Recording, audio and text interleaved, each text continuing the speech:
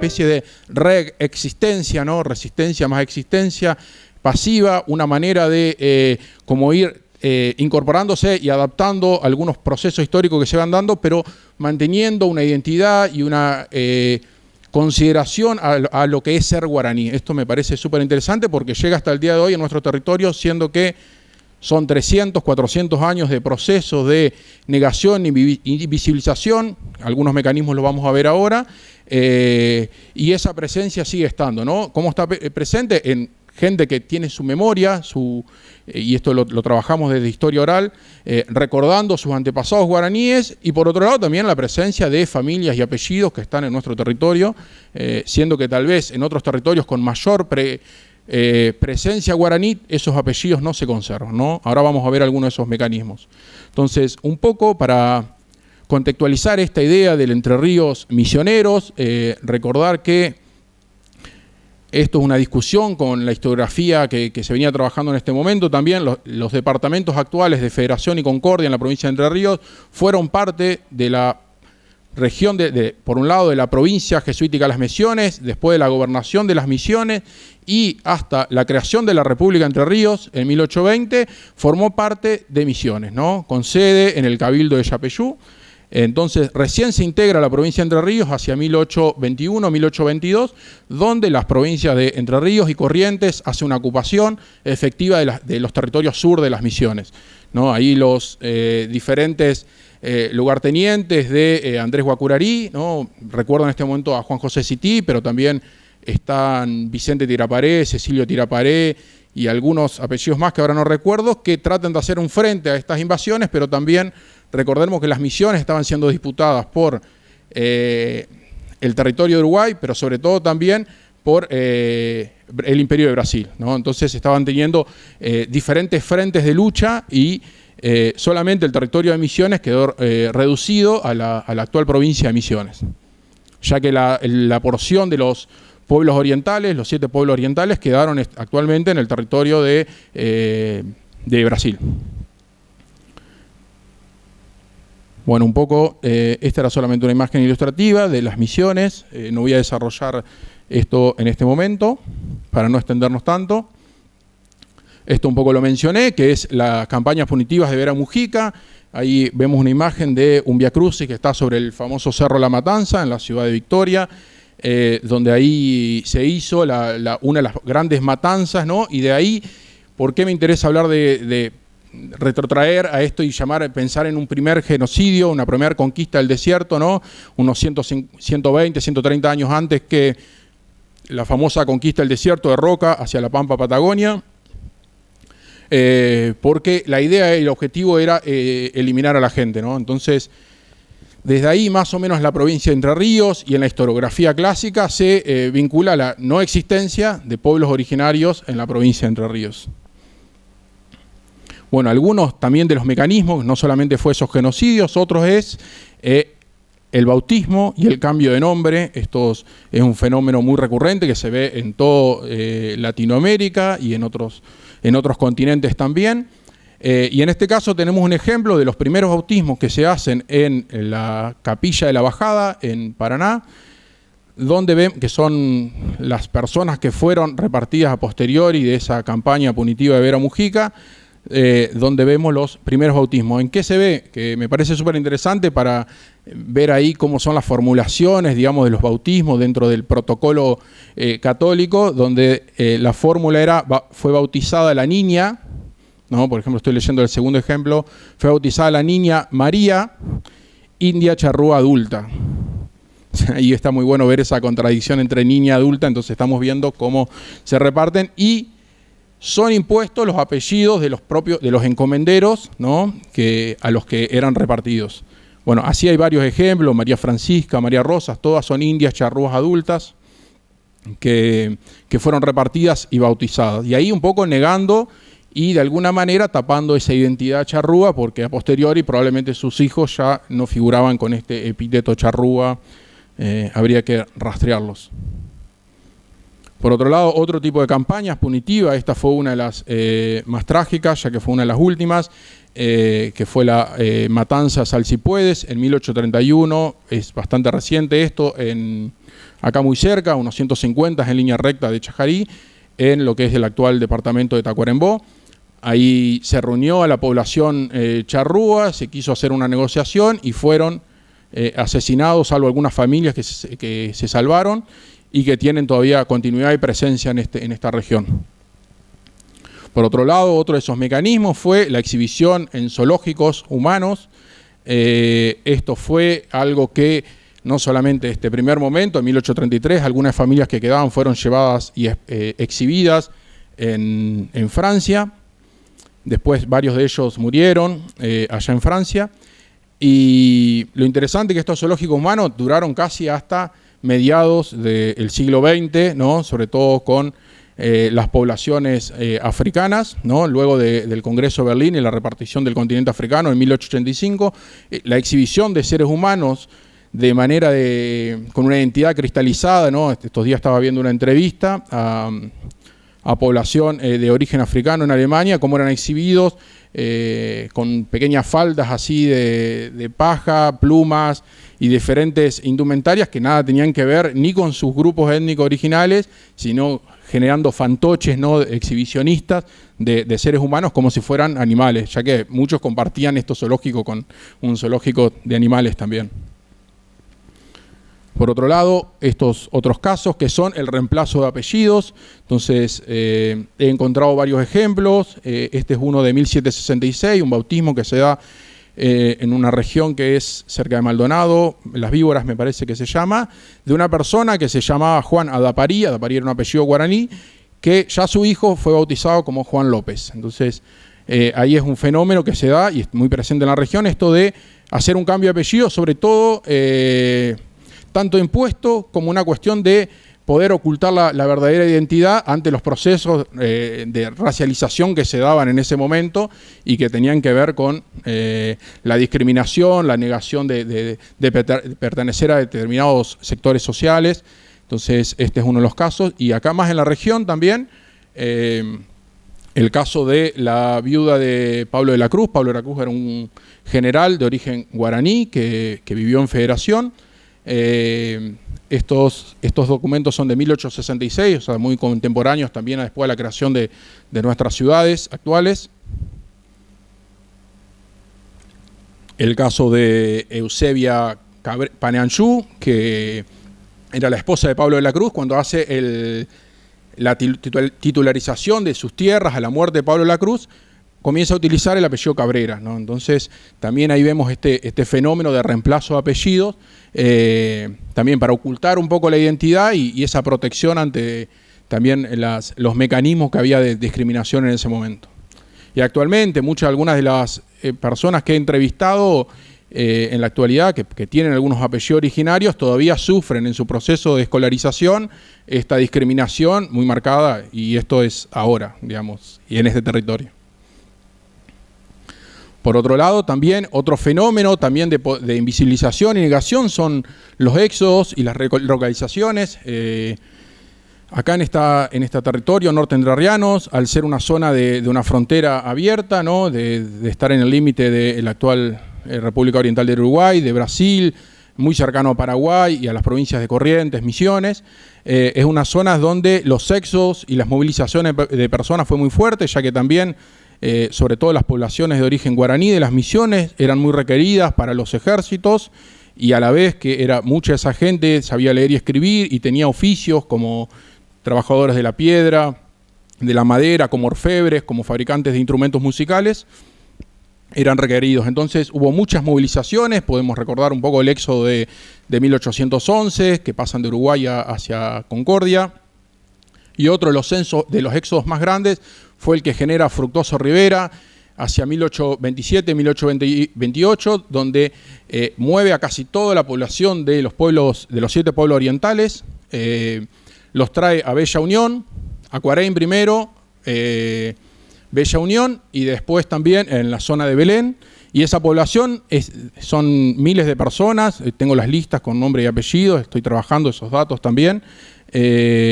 Son dispersos por casi todo lo que es el territorio entrerriano, correntino y Uruguay. Tanto así que los últimos núcleos poblacionales que se mantienen y conservan sobre todo las imágenes religiosas jesuitas y guaraníes, terminan en el departamento de Rocha, al sur de Uruguay, con doña Luisa Tiraparé, que es la última como protectora y cacique, corregidora, que mantiene un cargo que tiene origen en las misiones, y ella muere en 1890. Bueno, un poco en discusión acá también estoy tratando de pensar que la figura del coronel Miguel Guarumba sigue manteniendo una figura que viene de varios decenas o cientos de años anteriores, y su preeminencia hasta ya la fundación de nuestros pueblos, ¿no? Entonces tenemos unas figuras que tienen una historicidad mucho más anterior de la que lo pensamos, digamos. Por otro lado, esto recién lo mencioné, que es el enrolamiento en el ejército, entonces vemos grandes poblaciones de nuestras regiones.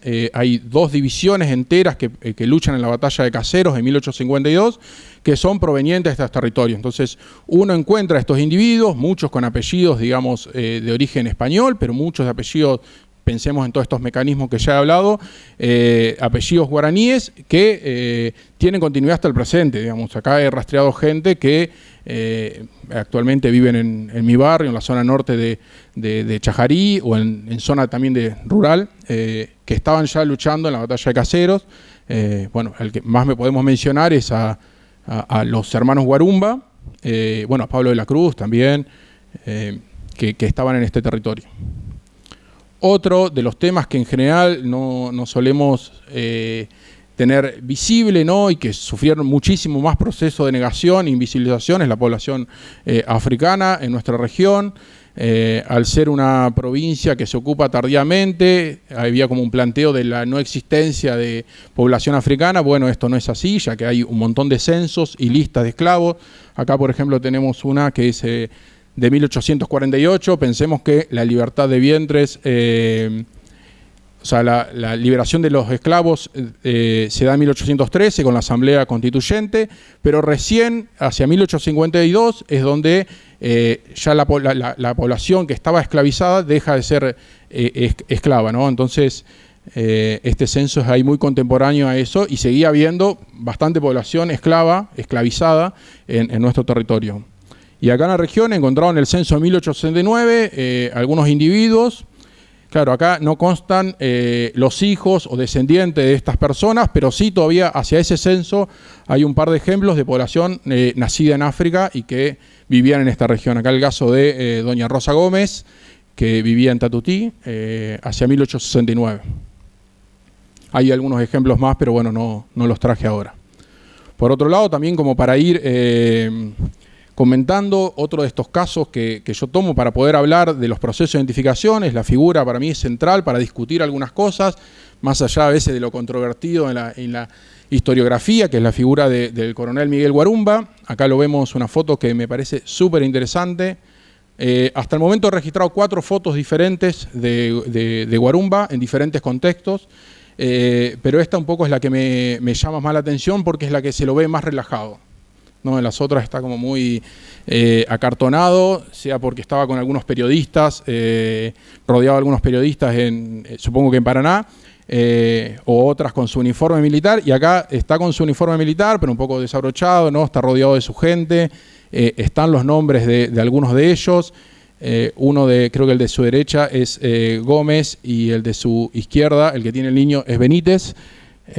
Y son, bueno, paisanos de esta región que vivían, y después muchos de ellos fueron expropiados de los territorios donde vivían a la fundación de Villa Libertad. ¿Por qué me parece emblemático y a la vez contradictorio esto? Porque él era origen guaraní, hablaba guaraní, pero formaba parte del Ejército Nacional en estos procesos también de enrolamiento, y a la vez tuvo, bueno, algunas disputas con la cuestión de los federales, unitarios.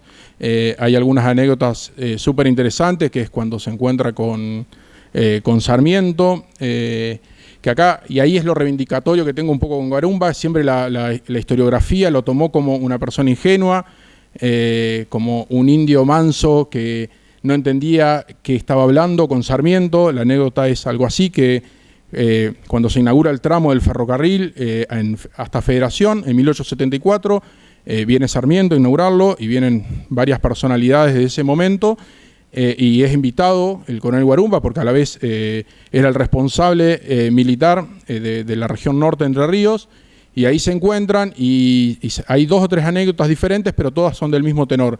Se encuentran y Sarmiento le pregunta si lo conocía, entonces Guarumba responde que sí, que lo conoce y que lo conoce le pregunta de dónde lo conoce y él dice que del diario El Mosquito. El Mosquito era un diario satírico de fines del siglo XIX que a Sarmiento era el que más le daba palos, era el centro de lo que se mofaban de él. Entonces Sarmiento lo toma como una ofrenda y en el almuerzo ahí dice, bueno, se señala a sí mismo, dice aquí la civilización, y señalando a Guarumba es allí la barbarie en su fórmula clásica, ¿no? de no escatimar sangre de gauchos. Entonces, ese por un lado es anécdota, y por otro lado hay otra que no la tengo tan clara si es cierta. Le pregunta si había recibido los libros que le había mandado. Entonces Guarumba dice que sí, pero como no le entraban en la repisa, los tuvo que recortar para que entren. Y otra también que me resulta súper interesante es que tenía una cama, una de las patas de la cama era coja, y pone uno de sus libros para nivelar la cama. Entonces esto también fue como una afrenta para Sarmiento. Entonces para mí un poco acá esa picardía, ¿no? Y ese cinismo de poder ubicarse en la respuesta y en dónde lo estaba condicionando Sarmiento. Bueno, esto me da para analizar muchísimo de cómo se da estas ideas también de la negociación dentro de la identidad y los procesos de identificación, ¿no?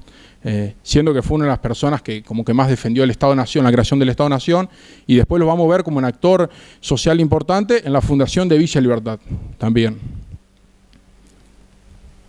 Entonces, ya para también ver un poco de esta diversidad en la región, hay que tener en cuenta que hacia fines del siglo XIX y en la organización del Estado-Nación argentino se establece una serie de proyectos de colonización bajo esas fórmulas alberdianas de gobernar es poblar. Entonces se genera una serie de ocupaciones de los territorios que después, ya hacia 1879, se va a dar el avance hacia lo que llamó la conquista del desierto, ¿no? Y el genocidio de los pueblos originarios de Pampa, Patagonia.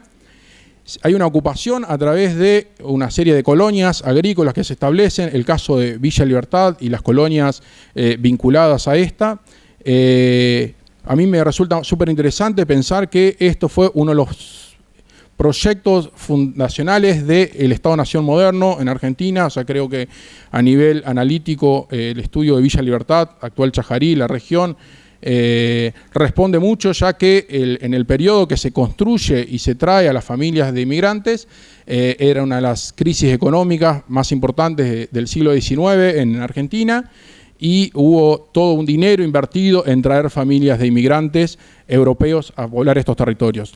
Acá me resulta súper interesante y si hay algo que aporta también este concepto de Embolieré es el de que se suma otra diversidad poblacional súper importante a esta región, ¿no? Que son poblaciones europeas que vienen como campesinos. En general uno ve los primeros censos, las familias que vienen son los campesinos que en Europa sobraban, lo que Marx llamaba, ¿no?, el ejército de reserva. Era un excedente de población que se tenía que ir de ese territorio para todo lo que fue el desarrollo industrial del siglo XIX en Europa.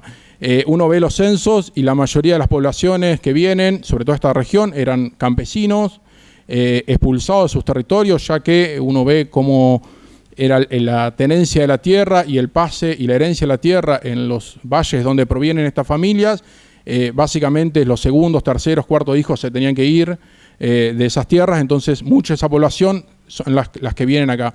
La mayoría son campesinos, en líneas generales son analfabetos, eso lo vemos en los censos, ninguno sabía leer y escribir, eran familias numerosas que llegan a poblar. Y bueno, ¿por qué hablo también de diversidad? Porque si bien ahora uno conoce al Estado italiano como una identidad fuerte así, el Estado italiano se crea en 1947, después de la Segunda Guerra Mundial, y la población que llega a esta región, que llega antes de fines de 1900, provenían de diferentes reinos, ¿no?, e imperios diferentes, ¿no? Entonces recordemos las poblaciones que vienen de Lombardía o del Véneto, en ese momento pertenecían o habían nacido bajo lo que era el reino lombardo-véneto, o la población también de algún sector del Véneto o de Trentino, eran poblaciones que estaban dominados por el imperio austrohúngaro. Entonces nacían, recuerdo algunos pasaportes que he visto de poblaciones trentinas, donde son pasaportes escritos en alemán, y como segunda lengua el italiano, y a veces ni esa segunda lengua. Entonces, esa diversidad también es bastante amplia. También los orígenes de estas poblaciones en sus lugares era diversa. Después también tenemos que asumir que en esta región hubo una gran población también de origen vasco, irlandeses, escoceses, ingleses que también vinieron, de españoles, y portugueses también, y después toda esa migración interna continental, ¿no? Esto está hablando del siglo XIX, pero mucho tiene relación después en el siglo XX, algo voy a mencionar, pero también mucha población de origen de Brasil, de Uruguay, de Paraguay, pensemos que era su mismo territorio, por ende no serían extranjeros, y también población de Bolivia, de Perú, de Chile, habitando ya en el siglo XIX también esta región. Entonces, esto es súper interesante y bueno, uno de los documentos que tenemos es la visita de las primeras misiones salesianas que se hacen en 1877 a Villa Libertad, y hay una carta súper interesante del padre Giovanni Cagliero, que era un misionero salesiano, y estas cartas se las escribía a Don Bosco, el fundador de los salesianos. Este personaje después va a establecer algunas misiones en la Patagonia y es reconocido porque llegó a ser después cardenal. Y lo interesante es cómo pinta ese primer paisaje de los primeros, el primer año de la colonia Villa Libertad, donde lo que describe es a la población indígena que ve en la región, describe a los guaraníes, habla con Guarumba, de hecho a la única persona que va a visitar es a Guarumba durante esas primeras misiones. Y el panorama que describe esas primeras celebraciones religiosas es un Mbolieré, ¿no? Entonces, donde habla de la presencia indígena mezclado con las familias de italianos y de italianos, ¿no? Y de la presencia también africana. Entonces, uno ve en un primer documento inicial donde ya esa diversidad identitaria, ¿no? Y esa mezcla se ve reflejada en documentos, ¿no? Entonces, no solamente en lo que uno intuitivamente puede ver caminando por nuestros territorios, ¿no? Lo vemos también en estos documentos. Por otro lado, algo súper interesante a nivel también metafórico fue que un poco se descubrió ahí cuando estuvimos excavando debajo del templo actual de la parroquia Santa Rosa, en lo que fue la capilla Santa Rosa. Acá yo un poco en este dibujo esquemático indiqué los diferentes niveles de excavación que fuimos viendo, y los diferentes pisos solados que fueron construidos, pero hay algo interesante para ver esto, es que en el relleno que se utilizó para son los cimientos, ¿no? Y el piso de la primera capilla de 1879, 1883, y este es el piso que estuvo hasta hace recientemente, que es más o menos de 1903 uno, 1930, 40 es otro, y por arriba de este estaría el que construyeron actualmente el año pasado, pero lo interesante que me llamó la atención fue este relleno. Es un relleno de canto rodado de acá de la región y arenas rojizas, pero que en ese relleno había material indígena. Material, o sea, artefactos líticos tallados, algún fragmento de cerámica también, que a nivel estratigráfico a mí me sirvió para discutir esto, ver esa mezcla, ¿no? Entonces, por debajo de esto también habría un sitio arqueológico, no lo sabemos, no lo vamos a saber tampoco, pero sí lo podemos intuir, ¿no? Y después aparece por arriba, como rompiendo esto que venía a ser una construcción cristalizada de una colonia agrícola de origen europeo establecida en el norte entrerriano. Entonces, a nivel metafórico, y no solamente metafórico, también material, porque ese material indígena está irrumpiendo, no está discutiendo, ¿no? Eso me interesó para mostrarlo también como una de las evidencias o líneas de investigación que nos sirve para pensar esto. Por otro lado, en un trabajo etnográfico que estamos llevando hace un tiempo, vinculado también, o acompañando, porque este trabajo lo había empezado antes de la excavación de la parroquia, entonces esto también me sirve para pensar, es el día de la fiesta de Santa Rosa, que para mí es uno de los días súper interesante donde uno ve ese Mbolieré, esa mezcla, esa diversidad que hay en nuestra región, donde va todo el mundo, ¿no? Los que pudieron ir o acceder o en algún momento pueden ir, uno ve una gran diversidad humana, ¿no? Y sobre todo un fenómeno que para mí sí es de una continuidad de larga duración del tiempo, ¿no? Que es el de el reza baile guaraní hecho adelante de la iglesia. Bueno, ¿por qué es importante esto? Porque después de la fiesta religiosa tradicional, digamos, con la celebración de la misa, las procesiones, que esto es de una tradición europea, se configura delante del atrio del templo una pista de baile, ¿no? En donde la música que suena, y esto yo lo puedo rastrear 30 años, 30 y pico años, que son los que he ido a la fiesta, pero esto tiene, en algunos trabajos que me han comentado, tiene una trayectoria mucho más larga, que habría que poder empezar a ver desde cuándo está esto. Pero bueno, donde se baila chamamé, se baila cumbia, que son ritmos típicos del litoral de la Mesopotamia, y se recrean adelante del templo. Bueno, esto también es un poco, yo lo traigo del reza baile guaraní, que tiene que ver con que en la cosmovisión guaraní mucho de la comunicación con las entidades superiores pasa a través de la música, pero sobre todo el baile, ¿no? Entonces, la vinculación con las deidades, ¿no? Sea Dios, sea Ñandeyara, tiene que ver a través del baile. Y bueno, en esta fiesta, yo un poco lo veo, a ver si se puede reproducir el video.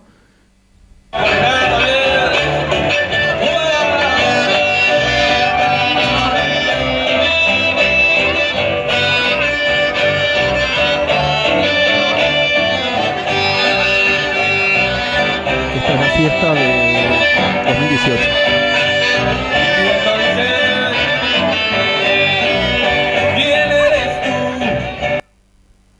Entonces, esto que es como mucho más popular, hasta que no tiene a veces nada que ver con esa religiosidad, tiene que ver un poco con esta continuidad, porque a uno también ahí ve, ¿no? Y charlando, ve diferentes poblaciones que están habitando y compartiendo esta fiesta, gente que no va durante tal vez todo el año a la iglesia, ¿no? Al día de la fiesta van, la gente de los barrios, entonces uno ve poblaciones afro, poblaciones de origen guaraní, población de descendientes de europeos, ¿no? De italianos, que ya también están vistiéndose y utilizando una ropa típicamente criolla o local, ¿no? Recreándose, usando diferentes pañuelos, bombachas, botas, ¿no? Que recrean una iconografía, una serie de imágenes, ¿no? Y metáforas que son locales y que tienen que ver con este Mbolieré. Entonces, un poco, otra de las líneas que voy analizando es un poco el de la etnomusicología y poder entender cómo se construye también esta idea que para mí es fundamental para pensarnos, que es el de la música del chamamé, que es una música de la región, que acá suena, que también a mí esto me hace vincular a este Entre Ríos misioneros, a este origen misionero más norteño, porque también si uno anda al sur de la provincia, son otros ritmos que suenan, otras maneras de interpretar y vivir la música, y sobre todo a nivel también de las glosas. Esto, una recuperación también poética de esta poesía que es el chamamé, que muchas veces se lo asocia solamente al baile, pero también hay una poética intrínseca que nos está hablando de otras cosas. Entonces, tomo varias, pero estas son más significativas, ¿no? Entonces la voy a leer. Es un fragmento de un poema acompañado con chamamé, que es de Julián Cini y de Julio Cáceres, del grupo de los Simaguaré. Y dice un poco así, para los que no ven. Eso sí, antes que nada, yo quisiera con sencilla humildad reconocer los dos principales vertientes de mi sangre criolla, ya que soy mezcla de guaraní con español. Por un lado el chamán, payé del monte, que sueña, reza y baila para alcanzar a Dios, y por otro lado el Quijote aventurero, franciscano, jesuita y español. También, y ya hace un siglo, me inyectaron chorros de sangre gringa, italiana con sirio-libanés, que providencialmente me afirmaron en mi modo de ser. Bueno, un poco esta...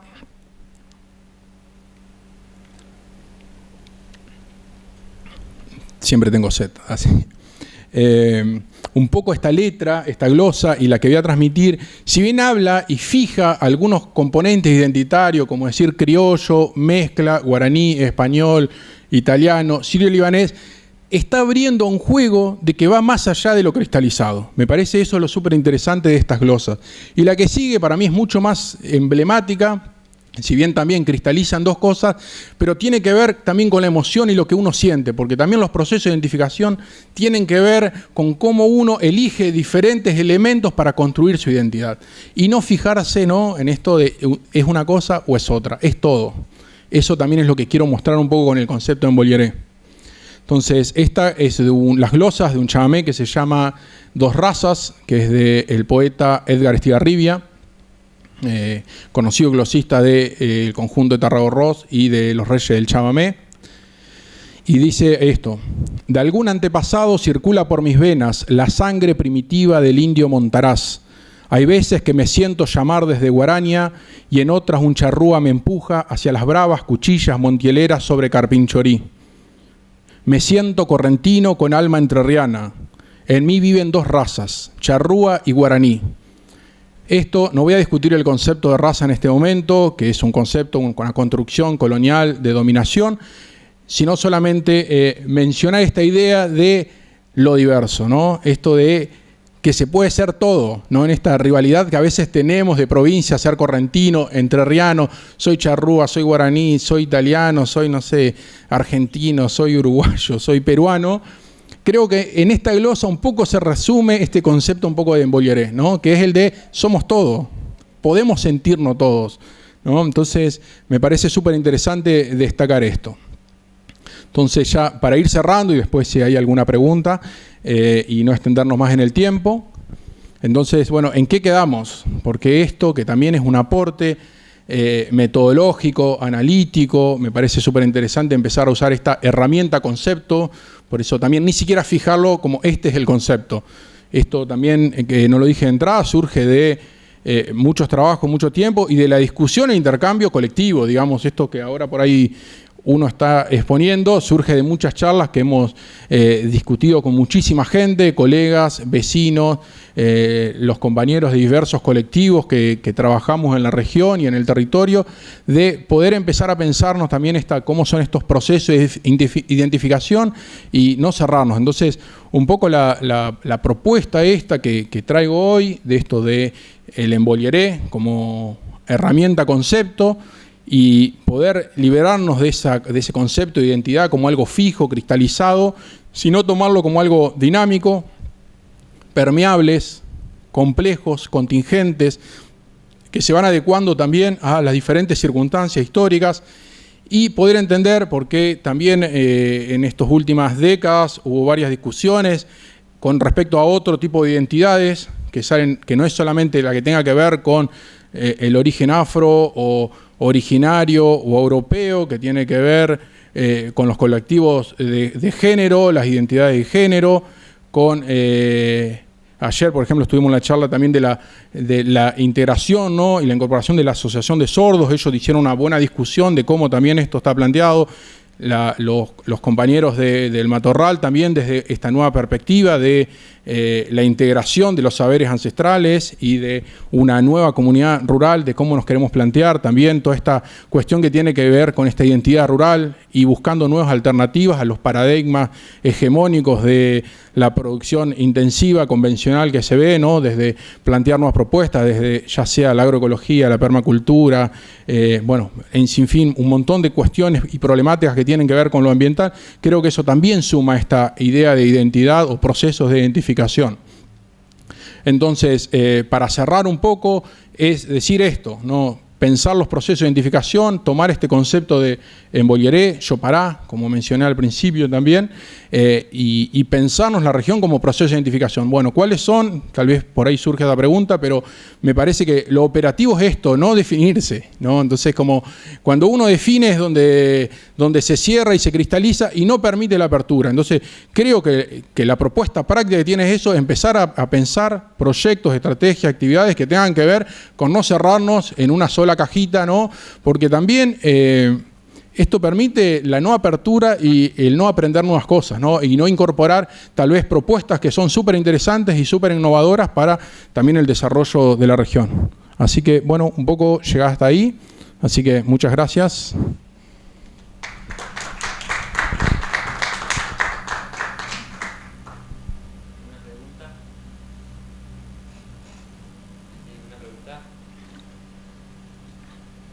Se puede preguntar. Si no, yo pregunto. Hola. No, demasiado claro fue, así que nadie le quedó ninguna duda. Ahí.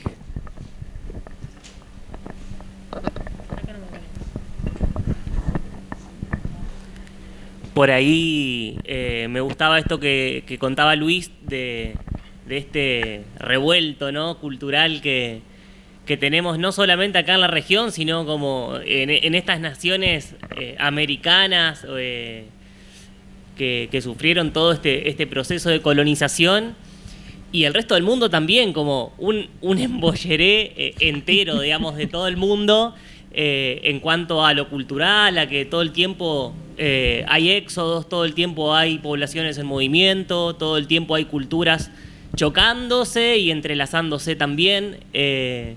Entonces, como lo primero que se me viene es tirar por el piso toda esta noción de recelo que por ahí viene de las tradiciones más de derecha o contemporáneas que también afloraron con Trump en el poder, por ejemplo, de este recelo a los inmigrantes, de no permitirles un libre movimiento en estas naciones modernas que parecen ser el renacer de los nacionalismos extremos del siglo XX, ¿no? Siglo XIX, cuando las ideas nacionalistas avasallaron y empezaron a generar esta noción de recelo, ¿no? Y en nuestra población gringa o más rural o urbana también, esto de no los que vienen, ¿no? Como miedo a esas poblaciones en movimiento, cuando en realidad somos poblaciones en movimiento, ¿no? Nada, aportar eso. Sí, es súper interesante lo que comentás. Por un lado, voy a quedarme con lo último porque es lo que me surgió una idea ahí. A veces esta concepción de la identidad local o regional, que es la de somos inmigrantes, o sea, ahí está casi una contradicción, ¿no? Entonces, de ni siquiera todavía estar en esa disyunción o contradicción de que somos inmigrantes, o sea, somos población de descendientes de inmigrantes, ¿no? De no terminar de sentirse plenamente sudamericanos o americanos o de este territorio, sino siempre estar mirando a la Italia de los abuelos, esto sin desmedro de que culturalmente sí nos han aportado muchísimo.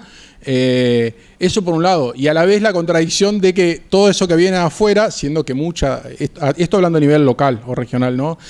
Toda esa gente que viene afuera también son parte de nuestros antepasados, ¿no? Que también fueron migrantes y también estamos moviéndonos, ¿no? Porque también hay un flujo de movimiento dentro de la región que hace que uno se relocalice y deslocalice de esos territorios ancestrales, digamos. Entonces, y a la vez que toda la región también se hizo con poblaciones que fueron llegando, que se fueron moviendo, hablando de estos éxodos. Eso por un lado. Y después que también nuestra especie, ¿no? Hay una característica de la especie humana que es la de moverse, ¿no? Entonces, y recordar en esto que vos decís, y ahí sí llevarlo a ese modelo más macro, que es la construcción de las fronteras, son una construcción, o sea, no hay nada... Es un constructo cultural, histórico, contingente, que se da en el siglo XIX, en el siglo XX, el hecho de qué es una frontera, ¿no? Dónde se ubican esas fronteras, cómo se construyen esas fronteras, y de que por determinadas lógicas, ¿no? Y modelos impuestos en el siglo XIX de determinados liberalismos, construcciones de los Estados-nación, quedaron fijadas y cristalizadas en, bueno, esto es una cosa y esto es lo otro, ¿no? Esto es Uruguay, esto es Argentina, esto es Entre Ríos, esto es Corrientes, ¿no? Acá en la zona, pensando en eso, hay una ciudad que se llama Fronteras, ¿no? San Jaime de la Frontera, que recuerda un poco a esa construcción del siglo XIX, por qué se llamaba frontera, ¿no? Siendo que antes no era eso una frontera, ¿no? Ya que era territorio de las misiones, como hablamos, para poner un ejemplo local. Pero sí, llevándolo a lo macro, como muchas de estas construcciones que tienen que ver con los nacionalismos, con la construcción y fijación de fronteras, tiene que ver con modelos impuestos desde un imperialismo, modelos de dominación que se establecen específicamente desde Europa. Después podemos sí desfocalizar ese centro y relocalizarlo en Estados Unidos, ¿no? Que tienen que ver con la continuidad de la colonialidad, ¿no? Con la continuidad de procesos de explotación y extracción de recursos que comienza con la conquista, ¿no? En el siglo XV, con la conquista de América, ¿no? Del continente americano, que después también la llevaremos y la podemos extrapolar al continente africano, al continente asiático, al continente oceánico, y a la vez también al interno de la propia Europa, pensando en no sé, en los Balcanes y en el Cercano Oriente, donde también estos modelos funcionan y que siguen funcionando, porque digamos también a nivel actual todos los movimientos geopolíticos que se están dando, ¿no? Con los cambios de ejes hacia Oriente, ¿no? Hacia China específicamente, la construcción de nuevas relaciones geopolíticas a nivel global, tanto de grandes potencias como de otro tipo de uniones, el BRICS, estoy pensando, ¿no?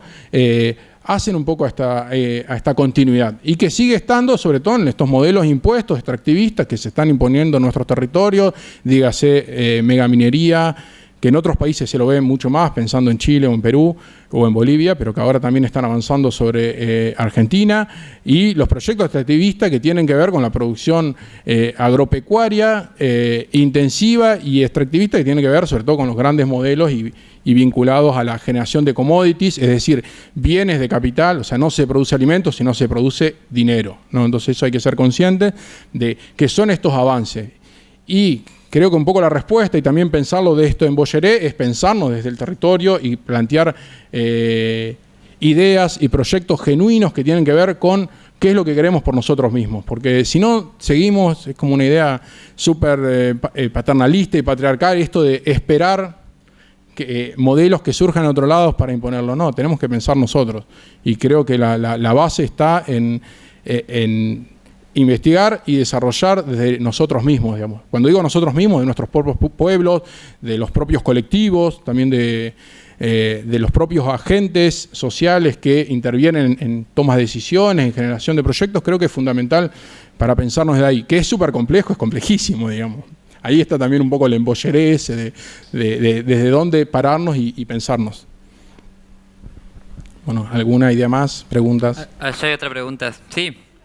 Ahí pienso que hay como dos temas interesantes. Uno es la discusión de cómo fue esa construcción de lo que es una identidad argentina, que da para hablar muchísimo, y de una imposición de lo que es una identidad y la construcción pastiche, ¿no? También de lo que es ser argentino, que se da también con la generación de historiadores de la década del 20, del siglo pasado, ¿no? Donde se construye imagen. Después que se mataron a los gauchos, nos vestimos de gauchos, ¿no? Yo mismo uso indumentaria que tiene que ver con eso. Eso por un lado, a nivel más local. Y después un proceso más macro, que es entender y discutir qué es un Estado-Nación y cuál es la factibilidad que todavía tiene el mundo con respecto a cómo hay sectores de poder que están por sobre los Estados-Nación. Hablando de corporaciones, cómo hay procesos y fenómenos que ya trascienden esa idea de Estado-Nación y que hacen lobby y manejan, digamos, también las tomas de decisiones dentro de los propios países, ¿no? Entonces, pensando capitales extranjeros que ya ni siquiera son Estados-Nación, son corporaciones de determinadas empresas que imponen modelos de cómo hacer las cosas. Entonces que es muy difícil porque estamos hablando a nivel macro, sobre todo cuando nuestros territorios están...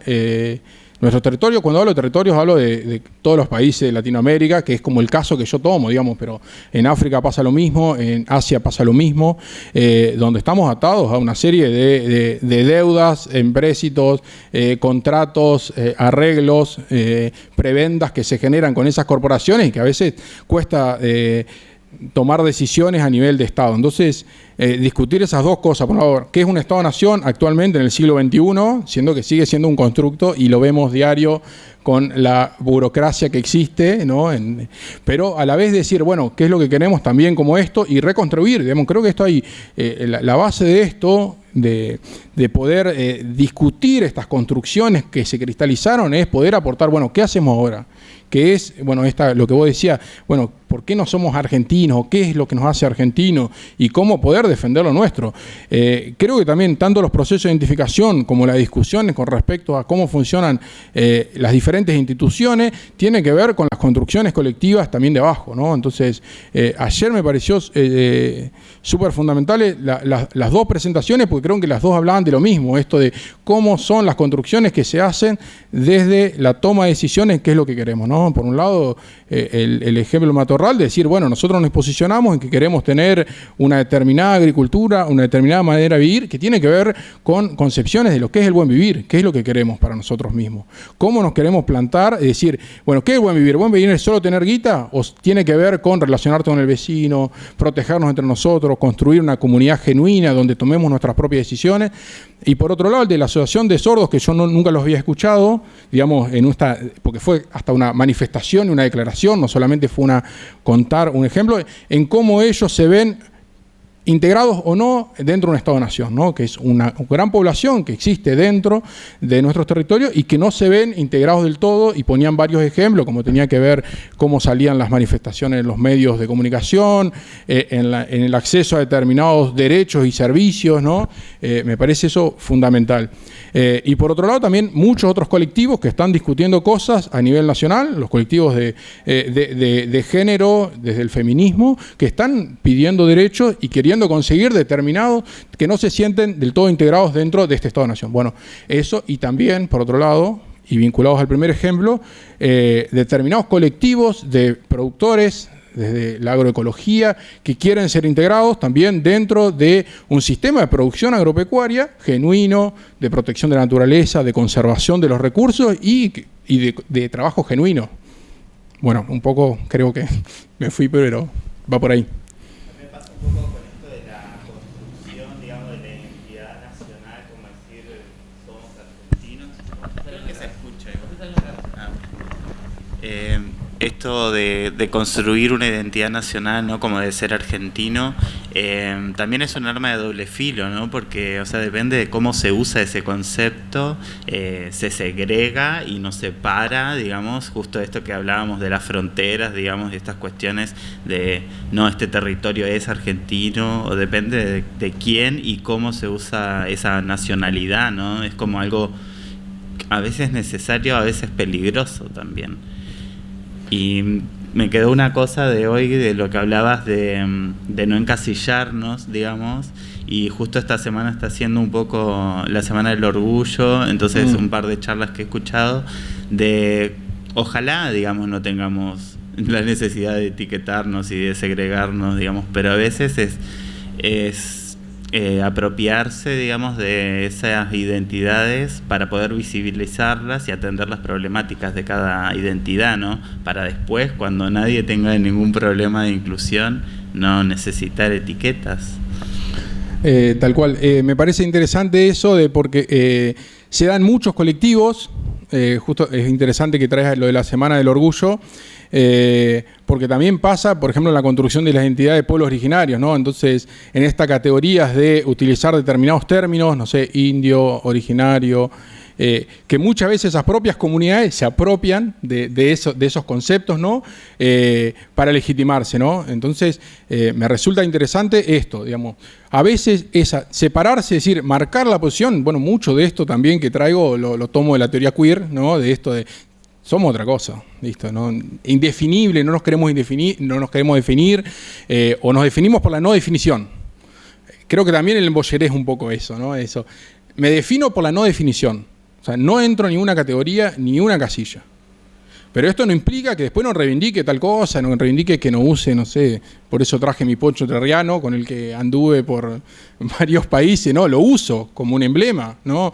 Me pongo este ejemplo porque me pasaba en Perú, que lleva a las comunidades y muchas comunidades se identifican por el poncho, por el diseño, por el color, y con mi poncho no lo sacaban, ¿no? Entonces era como, ¿de dónde es tu poncho? Entonces ahí hablaba un poco, porque usarlo también implica, ¿no? Definirse, ¿no? Pero a la vez yo usaba el poncho y usaba, no sé, gafas de sol y usaba, no sé, un pantalón hippie, ¿no? Entonces tiene que ver con qué elementos utilizo y cómo me posiciono en un momento hay que posicionarse. O sea, esto del embolleré no es, por eso me gustó esa primera acepción. Es algo que parece que no tiene forma, pero tiene forma, ¿no? Entonces, empezar a entender cómo las identidades o los procesos de identificación también se construyen en las relaciones que establecemos entre seres, cosas, elementos, símbolos. ¿Y cómo hacemos una construcción de ahí? Y después tener la capacidad de romperlo. Bueno, sí, somos argentinos, somos entrerrianos. Bueno, pero también somos entrerrianos de las Misiones.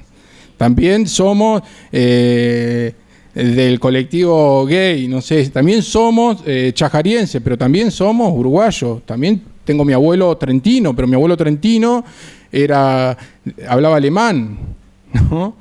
Y viene con pasaporte italiano, pero cocinaba pasta, ¿no? Y mi abuela guaraní me dio el maíz, y bueno, con el maíz es uno de los mejores ejemplos, ¿no? Que me parece interesante.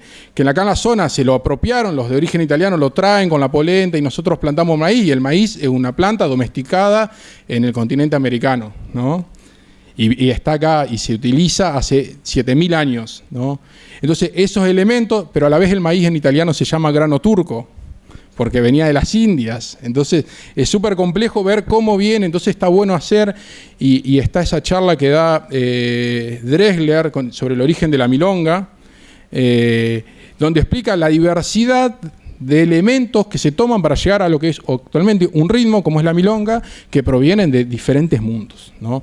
Cuando uno empieza a entender y a conocer de dónde provenimos y de dónde provienen los elementos que nos constituyen a esa identidad, creo que ahí uno donde puede, por un lado, discutirlos, deconstruirlo como se está utilizando, pero la deconstrucción, y esto creo que ya lo dije varias veces, no es destrucción. O sea, creo que nadie tiene esa posición completamente negativa de romper todo, ¿no? Sino, ¿por qué se deconstruye? Y para volver a construir, porque hay elementos que son súper interesantes y valiosos. Si no, nos quedamos en un vacío existencial donde caemos en un absurdo, acá podemos llegar a otro lado, donde nada importa. No, hay cosas que importan.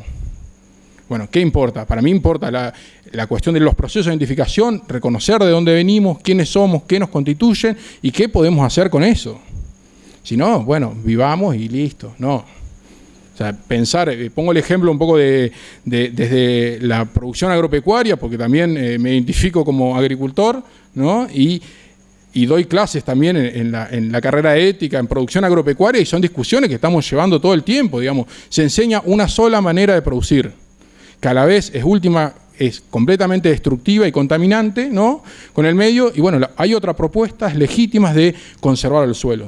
Yo quiero este suelo, amo esta tierra, ¿no? Entonces, creo que mucho, y a veces, aunque esta discusión parece discusión como planteo académico, tiene que ver con la afectividad, y ahí viene un poco esta cuestión de cómo se constituyen los procesos de identificación, ¿no? En cómo nos relacionamos, es decir, cómo nos afectamos con el otro, con ese otro, o sea, con la tierra, con otras personas, con otros colectivos. Entonces, tiene que ver con cómo sentimos y cómo nos sentimos afectados. Ahí viene la palabra también de afecto. Si yo no quiero o no amo el territorio que vivo, sea Chajarí, sea Federación, sea Argentina, sea Sudamérica, sea planeta Tierra. Bueno, esta discusión es para el planeta Tierra. Lo que pasa es que a veces nos tenemos que situar en un plano que es más local o local, me gusta jugar a esto, digamos, que es global y el local a la vez. Bueno, me fui un poco, pero creo que, no sé si... Bueno, si no hay más, ya... Muchas gracias a Luis, Se hizo podemos largo. aplaudirlo ahora sí.